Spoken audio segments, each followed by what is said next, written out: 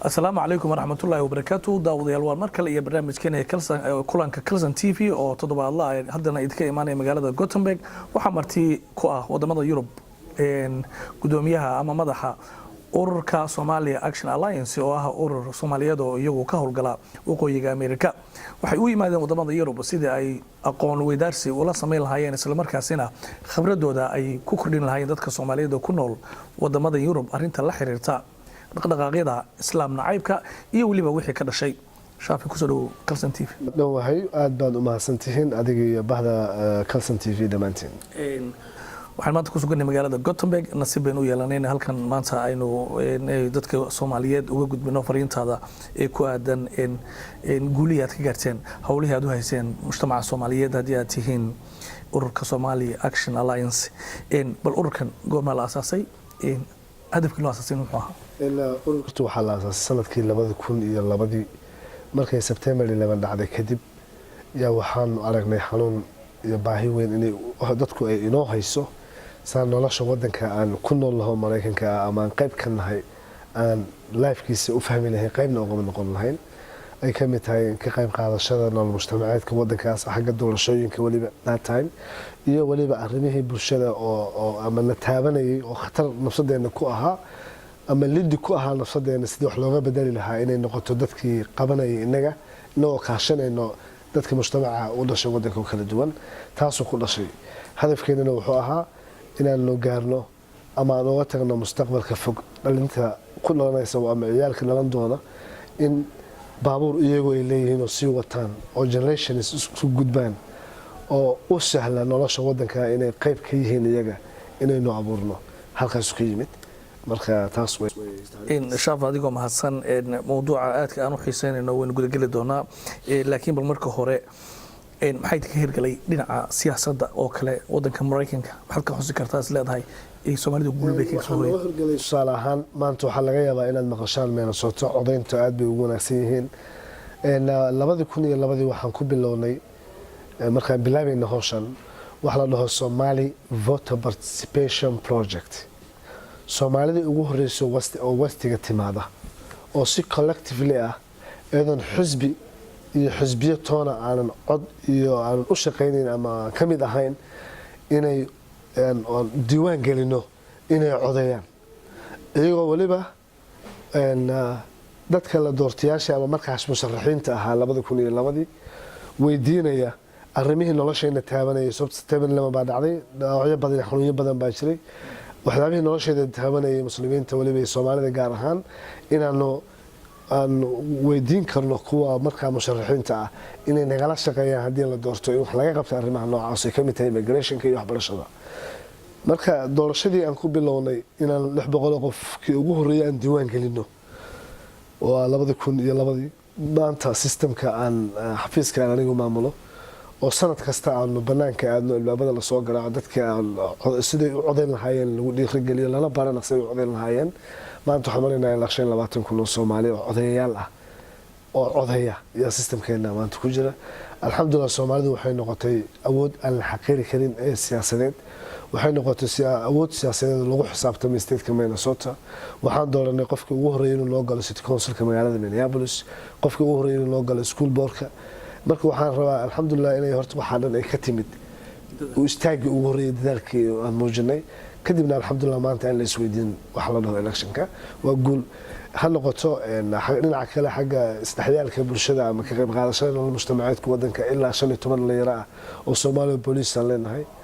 maanta in la joogo Gothenburg shalay waxaa la dhaariyay 2 wiil oo Soomaali ah oo ku soo biiray ciidamada magaalooyinka aan ka imid Minnesota marka waxaas dhan waxay ka mid tahay guulaha Soomaalidu ay ku gaareen horumarkii isdhexgalka aan bilownay iyo markaan furnay boorsooyinkeeni oo anaga wadanka leh waxna waan ku leenahay adigu maasan shaafi guulahaas waa guulo ay u soo hoyatay guud ahaan Soomaalida aan oran karnaa hadda waxa jirta barnaamij hadaleyntiisu aad ay u xoog badan tahay oo ah dhalinyarada Soomaaliyeed in ay ka qayb qaateen ku biritaanka dagaalada ka soconaya wadamada bariga dhexe arintaas gormay saamaysay gormay sidoo kale horta inaga Soomaaliya ahaan markay noqoto Soomaalida Minnesota 2008 baa ugu horeysay dhalinyaro meeshanada ka tagta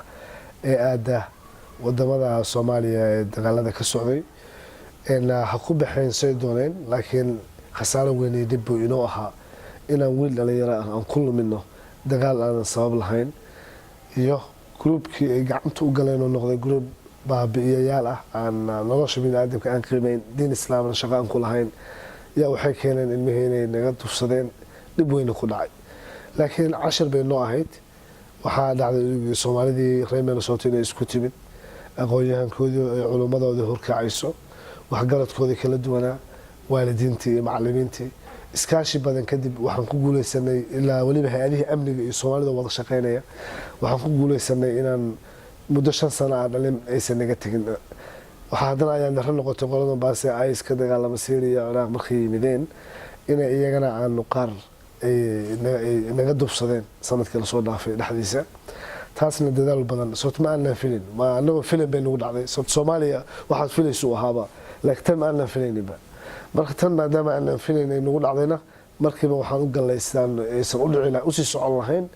oo wada shaqaynteennii dowladda iyo bulshada oo xoog lahaa taasna waxay sahashay lambarkii inuusan badnaanin haddana waxaan xoog ugu jirnaa insha allah intii tagtana inaysan waxaan ku dhahay aysan kuwa kale naga tegin kuwaasna aysan noqdaan kaliya kuwii noogu ekeed inay tagaan shaafi adigoo mahadsan bulsho waxaan la noolnahay aad dadka usoo dhaweysay oday noqoto wadamada Yurub iyo Mareykankaba arrintani markii ay soo baxday oo ay dhacday in wiilal Soomaaliyeed ay baxeen oo warbaahinada caalamka iyo dadka ku dhex noolaadeenba warkan u gaaray dhibaato intee lag baa dadka Soomaalida uga timid intii aydan barnaamijyadan bilaaban saameyn intee lag bay dadkii ku noolaa wadanka ay ku qaataan saameyn aad u xoog badan bay ku yeelatay waayo 100,000 ka badan ayaan ku noolahay Minnesota kaliya iska daa wadanka intiisa kale ku nool waxaa dhacda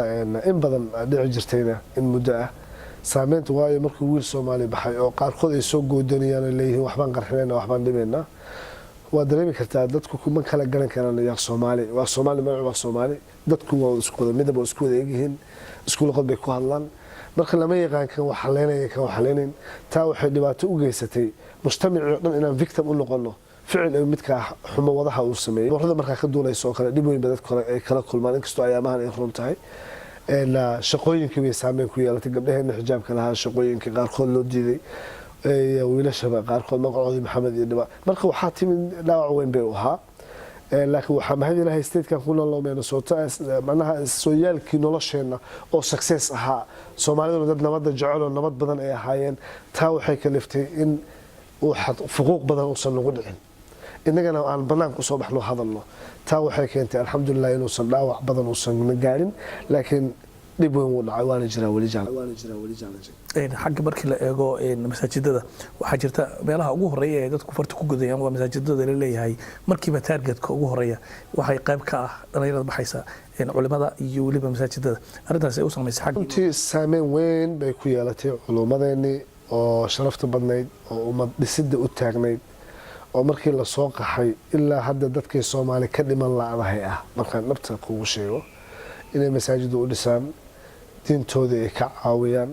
dhaqankooda iyo diintooda isay u xifdisan lahayn dadka kala shaqeynayay yaa haddana waxay noqdeen target ama ha noqdo mid xumo wada oo doqon oo ummadana qiimo aan ku lahayn inuu farta ku fiiqo culimadu yiraahdo hebel iyo hebel baa ka dambeeyay iyo masaajid hebel baa ka dambeeyay ama ha noqoto dawladii aan aqoon u lahayn ama hay'adaha amniga aan aqoon u lahayn waxa dhacay oo iska daba socdo ruumarka midka khaldan u sheegay tiina alxamdulillah waxaan kaga soo kabsanay dialogue iyo wada hadal badan oo culimadu ay qayb ka tahay oo la abuuray waxay dhalisay alxamdulillah dawladda inay cadeyso baaritaan dheer kadib ay tiraahdo culimada iyo masaajidada xor bay ka ahaayeen shaqana kuma ay lahayn maxaan ku dhahaa ururintii ciyaalkaas inay dagaalada nooca ay aadaan ama fakarka khaldan ku baxaan culimadu inaysan ku lahayn taa way cadaatay waxayna alxamdulillah noo ahayd mahad ilaahay in culimadayna la dahiray wanaaggoodii sharaftoodii iyagana alxamdulillah kaalin weyn bay ka qaateen la dagaalanka fakarkan khaldan wayna ka shaqeeyaan had iyo jeer laakiin dhaawac badan bay la kulmeen xanuun badan bay la kulmeen haraasimiinta qaar baa xataa barradina ka baxaan loo diiday runtii dhib weyn bay la kulmeen laakiin alxamdulillah waxay abuurtay haddana wada hadal badan inaan ku gaarno horumar badan adigoo mahadsan waxaa jirta cashar laga baran karo habkaad u marteen inaad isu keentaan laamihii dowladda imaamiyadii masaajidada iyo culimadii waalidiintii arrintaasi maxaa laga baran karaa runtii waxaa laga baran karaa anaga markii xanuunka nagu dhacayo culimmadeena la ceersanayaan aragnay masaajidadeena waa wada taarget ah waxaan go-aan qaadanay inaan dowladda aan la fadhiisano waliba hay-adaha law enforcement aan u yeerno culummada iyo iyaga iyo inagoo wada fadhina aan su-aalahan qablana miiska saarno iyagana waxay su-aal qabaan miiska saaraan taa waxay ku dhiirgelinaysaa alxamdulilah inay arkaan culummada inay ummadda dhisaan mahay dhibaato aysan geysan culummadeennana aysan baqin si geesinimo ay u hadlaan uga hadlaan fakarkan khaldana inuu yahay mid asal uusan diinta islaamka ku lahayn taasna alxamdulilah waxay noqotay culummadeena si openly inay arrintan uga hadlaan ayagoo dowladii aan ku qancinaynin laakiin principal ahaan ay ka tahay laakiin wada hadalka aan bilownay yaa asal u ahaa wada hadalka waa kan keenay maanta Minnesota 5 iyo 10 wiil oo Soomaali ah ee booliiska ay ka mid noqdaan hadduusan wada hadalka iyo wada shaqaynta dowladda iyo mas-uuliyiinta bulshada aysan jiri lahayna maanta lambarka dhalinyarada ee Soomaalida booliiska ma aynan lahaaneen crime-ka Soomaalida dhexdeeda ka dhacana muusan yaraadeen haddaysan jiri lahayn marka waxaan aaminsanahay wada shaqaynta dowladda iyo hay-adaha dowliga iyo amniga iyo waliba wada shaqaynta bulshada iyo culamaa u diinka iyo waxgaradka inuu yahay wax ku ool oo wax tar badan u yeeshay Soomaalida Minnesota aan rajaynayo halkana Ilaahay idinka inaysan haday sameeyaan aan rajaynayo inay ku guuleysan doonaan insha Allah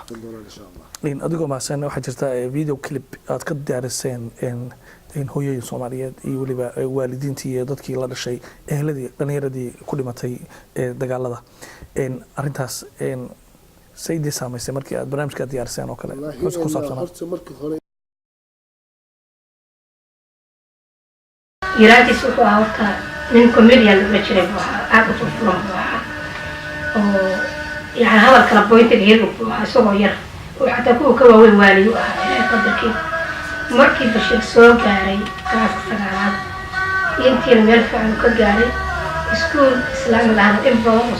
شخصا كنت صادقتي سكول كاس ام في عن اخلاقين عاد وصل اسمي يعني هذا ما لا يعني اي كفتك بدن بشير وكتغي marka quraanka meel fiican ka soo gaaray si fiican buu wax u baranay adin buu ka ahaa hadii alla ku raayay wax uu baranay quraanku leed fiican ka geey waa ku faraxsanay aad baan jeclahay marka soo jeclaantay inta dadisii waa korba u kaado weelkii oo jaamacad ku dhiganay oo quraankii ku dhiganay salaadiisii haysto caawinay oo muslimka caawinay oo dadka ummadda oo dhan wuxuu arkay gaari islaan saa u qaadanayo waa hadda farxadiisa ugu jiray in baanankii waay qolku aad marka galabihii sigis akhlaaq oo kala aniga u baahday inaan meel u dirsado saacada markaa fiiri sigis telefoonkii aan wacay telefoonkii qof ma qabanayo waa ku celiyaa wax qabanayo malahan aad ilaa 11 markuu imaan jiray habeenkii aan sugay qalbigii waa imaan jir waa qaleen jir waa bixi jir xoogaa waa nasin jir waa bixi maalintaas oo dhan ma imaan waxa waaye 3 November marka ilaa markii la gaaro xoogaa waa sugna wax imaan ilaa wan aqlaaga sugan mala aad ilaa waalka darisaa u sugaa cunug meelan ka wacaa ma telefoonkiisi ma qabanayo marka saban adoo tabaaligiisi ma وصو يعني وحكتجي وحياة بدن وفتي عن شعر إنه كهرب أي إسقى هري مركز 2008 كبلا كوحنا نقضي يعني السيدي حبا isolation عمل أنا كنت قاعد مدريمي ولا ليس حتى دريمي أنا نقول لهين وتصرف محاول عليه وتصرف فيه منا أنا كفتك هذه عيال هذه مقناشة أنا مبطل محاول عليه مركز أنا مركز حاول بعرف الدعية محدي جري وريد داعي ما عرفتي وذكاء أخلاق في عيلة دينتي سمارته وهذه بس ما كان يسون كل يسون على محدي جري هو ما عرفتي تذكار يقول لي مثلا شفتي أنا كان بريس تذكار وسلام يعني تذكار لك أفتر يعني هذا سكوت الحيرة لو هو بشكرين جري أنا ما عرفتي دحقلك بضدك أبوه الرجال وأبو العيال جري يمكن أنا بشكرين جري أنا ما عرفتي أصحاب تفرح كهفتي حضرنا ما عرفتي مدري تبع لوب يعني دينتي متوسطة ما تروح حاجة من كربا أو تتكلم إيش كان ويحكي بحين ما أنا نوين إنه تجي وحنو مقالة إنه ما هذه السيارة كدي من وحن ويك لو كدي مقلي كريس سوماليا أي شوية tegay magaalo la yidhaahdo Goco inuu tegay baan nagu maqaalo noqotay meelaan kala xiriirno iyo cidaan la hadalana ma aanan garanayn kadibna waxaan maqalo wuxuu galay xamar laakiin su-aashu waxay tahay message-ka ama warka ay ku baxeen iyo fikradda ay ku baxeen xagay ka timi su-aasha ama iska taagan tahay waaga markuu bari xooga aan joognay saaxiibadiis telefoonadooda ma haysano iyo qofaan weydiiyo iskuulkaan aadnay iskuulka maxaa la jaa college meesha uu dhiganayo saacadahan waxaa la galaasay ku jiraan hadhow soo noqo ayaa meesha jooga ugu dhahin waa iska soo noqonay marka gabaraa 9 saac maray ahayd waxaa iigu tiri waxay tiri abaa baasboorkiisa iska fiiri ord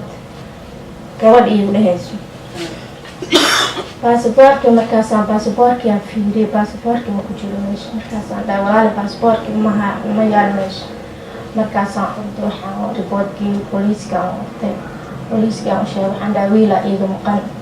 goormaa kugu dambeysa ada riboodka iiga qoreen waa soo noqday haddana magaaladii aan maqlaa wiilalaa baxeen gabdho oo ku sheekeysanaya marka sidaa waxaad dareemi kartaa marka horeeto oo qayb ka mid ah islaamku wuxuu leeyahay nabigu noo tilmaamaya alayhi salaam qofka dadka muslimiinta waa jismi waaxid yani waa hal jir oo kaliya marka hooyo la soo qaxday ilmahaadi oo inta la timid oo wiilkeedii oo ama 19 sano jira ama 12 sano jira ama 20 jir oo kolley jaamacad dhiganayay subaxii dambe weyday maalinka dambe loo sheegay wiilkaaga uu dhintay ama uu isqarxiyay waraba si doon wax loo dhigaa waxaad dareemaysaa culayska iyo xanuunka arrintaas ay leedahay marka waa qayb ka mid ah community xanuun aad u fara badan xaqiiqatan oo waalidkaas soo gaaray waan geeri labaad nagu noqotay hadda intaa dadkaan la soo maray waa kuu sheegay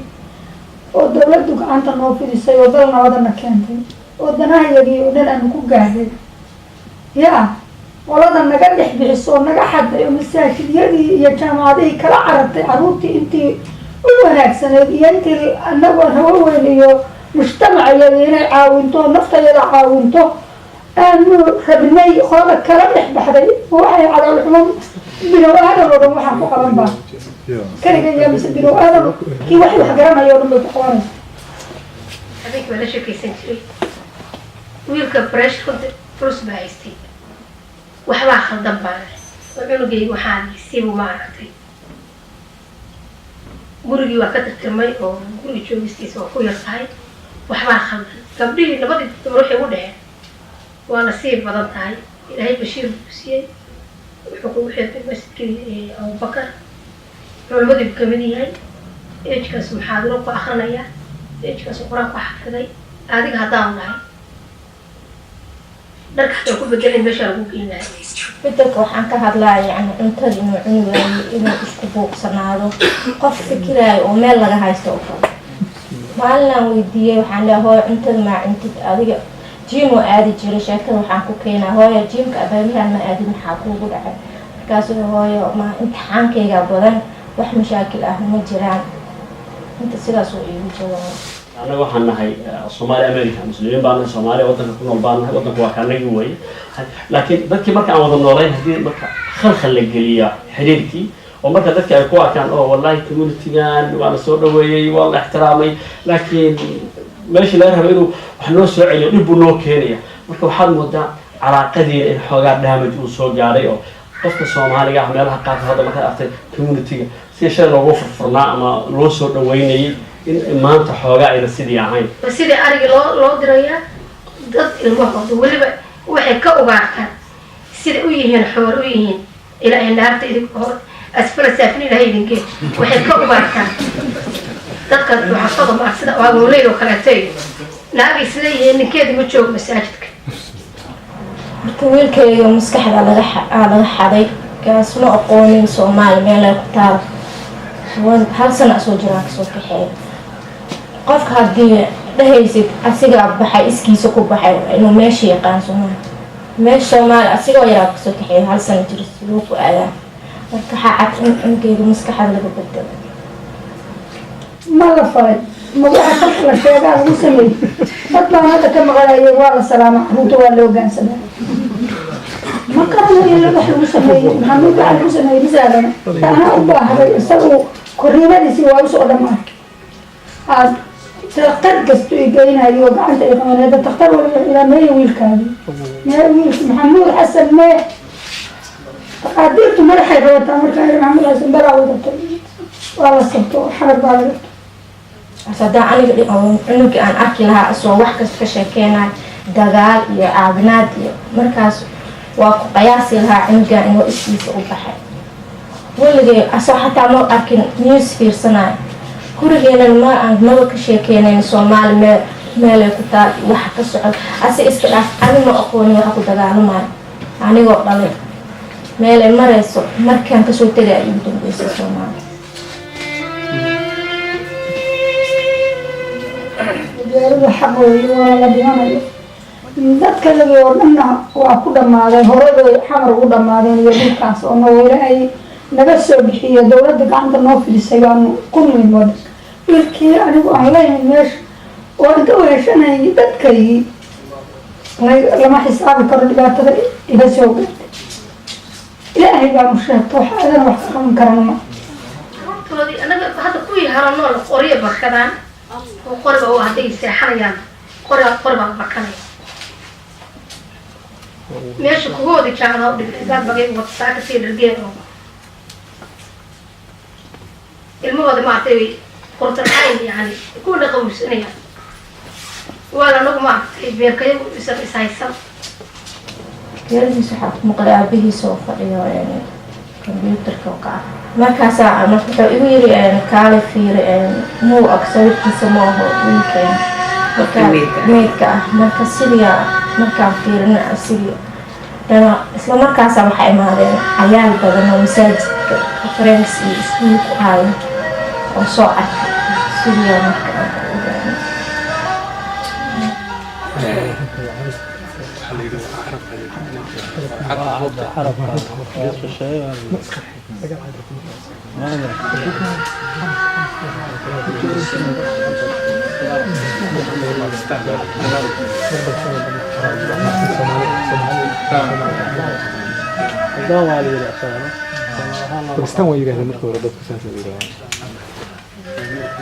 إلهي بيسيب الشير إلهي لوسي إلهي بكبريا إلهي مقبل كبريا sababtay tamarkay guriga xubka qaystay wiilahadu dareen iska yaala wala ka carray wasakara waa baray ma kici karo dawama xabadi ya wiilay yani iska garanaysa wala ana hawada sabxa garayaan hatta baawada u jeedi ilaa ma qadaarto sastaga baro isku qoyay marka ruuxu wixii u rabtay laakiin ilaahay subhanahu wa ta'ala ka bariya ma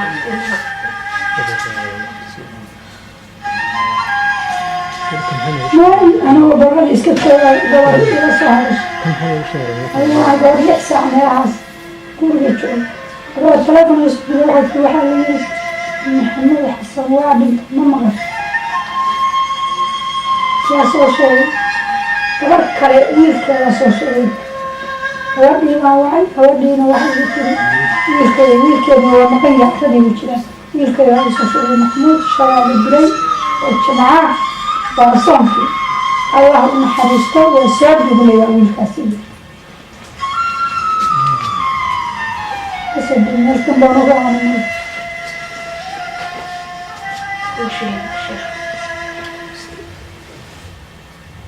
والله وحشينا وحاله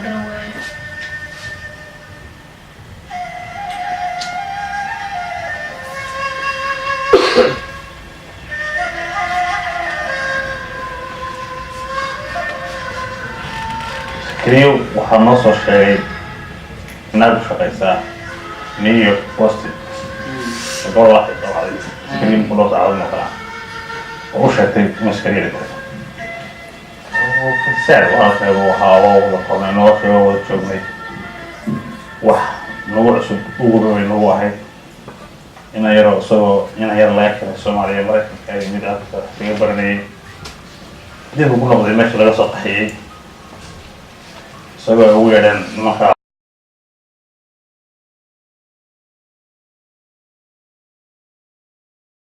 horta markii hore intaan waxaan la diyaarin bulshadeena inta badan waxaan ku nooleen denial oo waxaan leeyahay warnaba dhicinba laakiin ilaa aan aragno hooyooyinka ay ku dhaceen oo si xun ay u taabteen inay yihiin kuwa naqaano taasna waxay noo sahashay inaan si saxa uga hadli karno waalidiinteena qaarkood ay si saxa si open ay uga hadlaan si ay waalidka kale cashir ugu noqoto marka muhiimadda ugu weynba waxay ahayd kaliya in waalidkan dhibka ku dhacay dhibanaha ah uu taariikhdiisa uu soo maray uga sheekeeyo waalidiinta kale adduunka ku nool si ay cashir ugu noqoto ilmahooda uga warqabaan marka taasay ku timid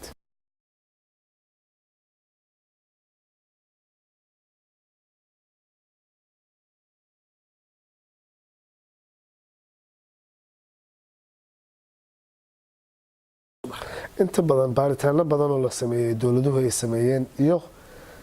wax badan oo aan ku ogaanay macnaha isdhexgalkii badnaa aan sameynay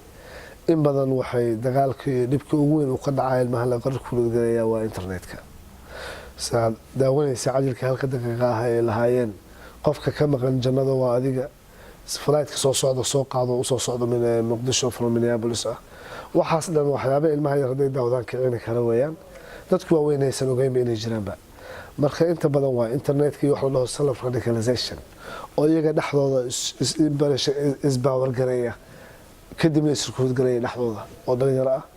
culimo ay la fariistaan oo adduunka maqlaan malaha 16 jir baa maanta janno wuxuu ugu yeerayaa 50 jir 50 sano diin islaam soo baranayay yaa 16 sano soo jira wuxuu rabaa inuu jannada aan ku sheegay ka janna aqaan badan iskaale jannada aan galay marka waa cudurro cusub oo caalamka maanta haysta way muslimiinta cudurrada ku dhacay kamid tahay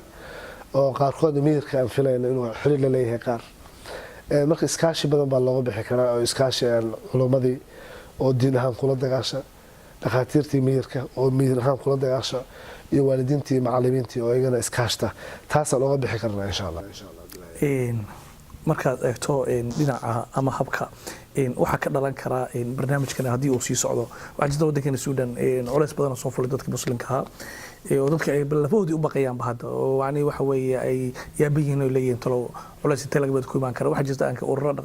u dhaqdhaqaaq hadda koortaga islaamka oo mudaharaad ku sameeyay magaalooyinka waaweyn ee waddanka Suudaan arrimahaas oo dhani waxay haystaan dadka muslimka ah waxayna ugu dhaceen waa arrimahan maxaad soo kartaa dadkan ku nool Yurub way u mari karaan inay ka badmaan aniga waxaan aaminsanahay labo mid waa inaga is sheegnaa waxaan nahay haddana anaga is sheegin waxaana sheegaya kuwa aanan aqoon waxaan nahay